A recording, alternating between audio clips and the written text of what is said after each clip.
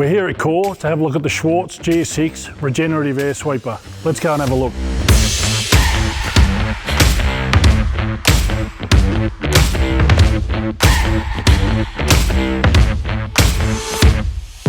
The first thing that we're going to look at today is the dust suppression, or the water suppression as it's known. It's got several points on this truck that we can focus on. The first point is the front bar down here. Sits underneath the front bumper bar of the cab chassis. 7 points of water come out just for an even spread of dust control and water distribution, just to keep the surface temperature calm. As we move back through the truck, we've also got narrow gutter brooms. We've got a front point here with 2 nozzles.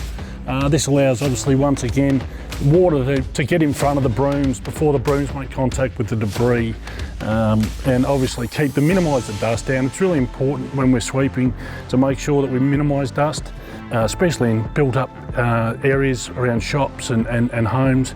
We want to make sure that we do the right thing.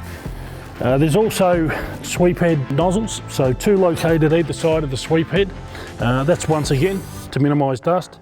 There's also on the other side, and I can't show you from this side, but on the other side there's a couple of nozzles that are located in the transition tube that go into the hopper. It's really important that the debris, when it's going up into the hopper, contains some moisture. Otherwise it'll float around and potentially continue its way through on the filter.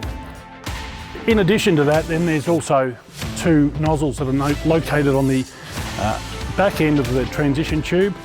So when the debris flies in, the water hits it and essentially knocks it to the ground, allowing the air to travel through without contaminant and recirculate itself back through the truck.